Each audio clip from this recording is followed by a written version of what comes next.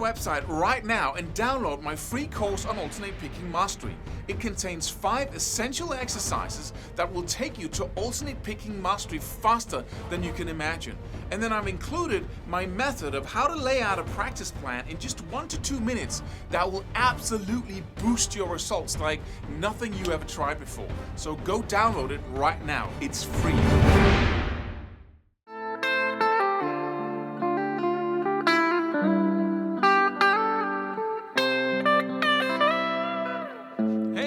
I'm having fun using a new pentatonic scale every single time the chord goes to another chord, every time the chord changes, which is not that hard actually, and it just totally changes the way you sound when you play.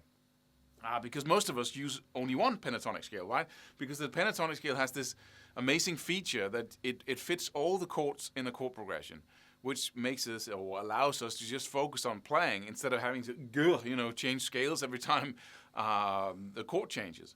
But that discipline is actually a ton of fun, and it allows you to create the most amazing melodies using pentatonic scales. So you can use the first position pentatonic scale and move it around the fretboard and follow all the chords. And I'll just show you how to do that and then how to stay in one place and really practice this up front. This is a teaser. It's a valuable lesson, so please watch the whole video. But it also points to a new program we have out, which really makes you an expert on how to use pentatonic scales in a variety of ways. So you might want to go check that out and click the link below here. And subscribe to this channel if you're new here. You can also go back and watch the previous video, which is about another thing, another aspect of pentatonics. So what do we do here? Well, we got a chord progression here, and we got it in, you could say it's in the key of A minor, you could also say it's in the key of C, but let's just say A minor because that's where we start. So we got the A minor scale, which is the same thing as the C major scale, right? So we got, right, it's also called the diatonic scale, but in this case, it's the C major scale, or the A minor, same scale. But I'm playing 4 chords from the C major scale. If you, I whistle when I say S's. If you take every step in the scale and you take every other note from that step in the scale, you form chords. And since the C major scale has 7 different notes, if you take every single note and take every other note until you have 3 or 4 notes, then you get 7 different chords. And the A minor chord, the D minor, the G major, and the C are all derived from the C major scale / A minor scale, whatever you want to call it, right? So let's try and play those. That's the D minor here, then the G, and the C. 4 chords. That really goes by pretty quickly, right? And when I was starting out soloing, I would use the A minor pentatonic or the C major pentatonic. It's the same thing. And then I would use my ear to determine what notes are really cool to land on.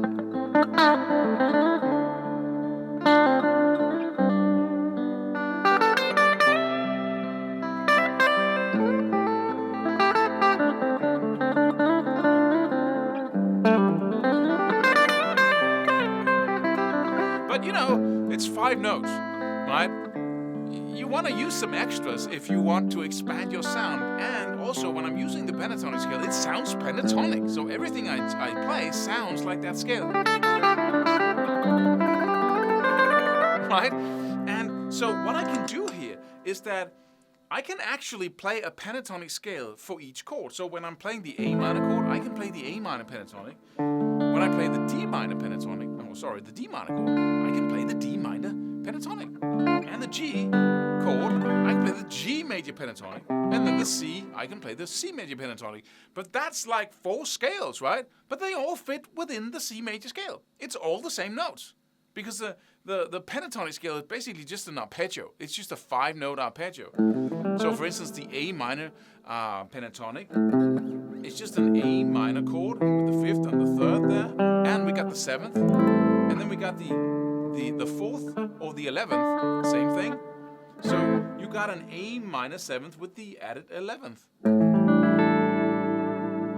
These are all the notes of the A minor pentatonic played in the same at the same time. Pretty cool chord.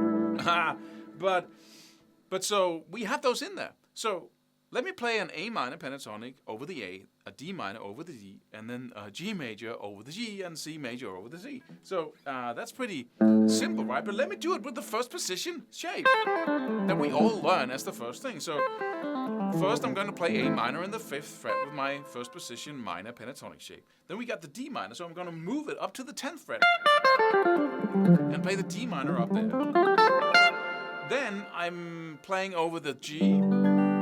And if you have that minor pentatonic shape and you want to make it a major pentatonic shape, all you do is move your pinky to the major note and then play the minor pentatonic shape there. So if I got a G down there, I also have the G in the 15th fret. So I'm just going to position my minor pentatonic shape so I have my pinky on the G in the 15th fret. And instantly I can see that that's also an E minor pentatonic.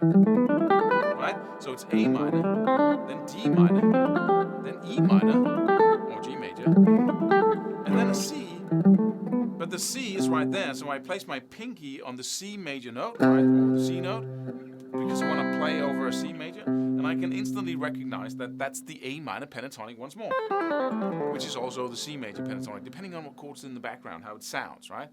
So I'm playing A, D, E minor, and then C. Hope you're with me here. It's pretty simple, actually. But so now I have 3 pentatonic scales that fit all the 4 chords, because the last one, the C, is the same as the A minor. So let me just try and do that, just so you can... D minor, the first was A minor, G, and then C. A minor pentatonic, D minor pentatonic, G major pentatonic, and then C major, A minor, D minor, G major, and then C major again, right? So it's D, G major, and back to C major, and then A, same thing. G, and C, A minor, same thing.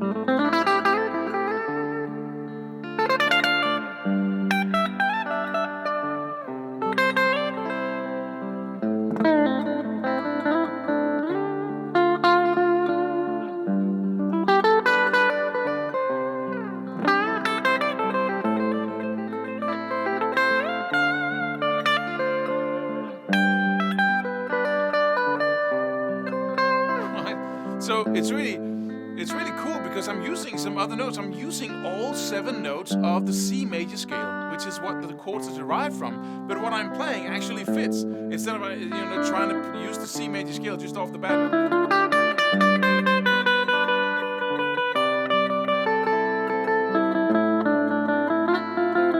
It's really hard to use the C major scale and try to improvise over chords in the background that all comes from that scale. That's why the pentatonic, or one of the reasons that the pentatonic is so popular. But let's just try and make it a little bit more comfortable for us to move, and because we don't want to move that first position. That's a good start, and you can totally do that every single time you use this concept. But let's try and place it in approximately the same place on the neck. If I play, because I got the D and the E up here, right? Then I got the A all the way down here. Let me put that up here. And I can do that by playing the 4th position A minor shape, which looks like this. We got the 12th and the 15th on the high E string, then the 13th and the 15th on the B, and then we got the 12th and the 14th on both the G and the D string, and then the 12th and the 15th on the A and the low E. And so now I have the A minor / C major, those 2 chords covered in the 12th fret. Then I got my D minor right here in the 10th fret, first position. And I got my E minor / G major. And A minor again, or C major. Right? So I can do A minor. And then D minor.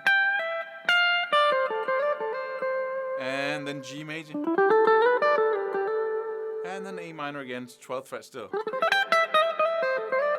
Right? So let's try and do that again. A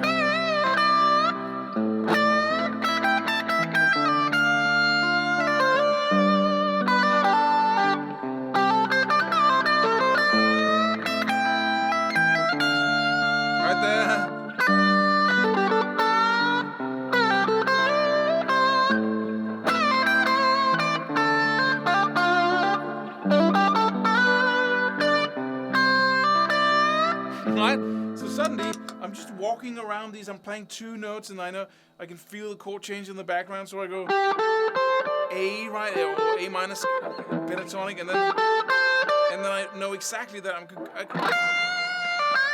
that's D minor, and then I know that the G comes by, and I can play the E minor pentatonic, and then I go back to the C major. Right? So it becomes a little game of having these little pieces of a puzzle laid out as pentatonic scale shapes, and then what I play suddenly becomes way more wider in sound. I had my older sister when I was practicing as an 11-year-old, and she walked into my room when I was practicing and said, "Everything you play sounds the same." Right? And that was because I was using the pentatonic scale all the time. Right? But since I started doing this, suddenly the sound opens up. You still use the same tools, and you can get started on actually following the chords in the background, which is total power when it comes to improvising and playing solos. So go check out the new program if you want to become an expert in how to do these things and really get a total overview of what you can do with these simple shapes. Or if not, or both of things, you can go watch the next video here on YouTube on the same subject. Subscribe for more free videos. Do it. Do it now. Do it.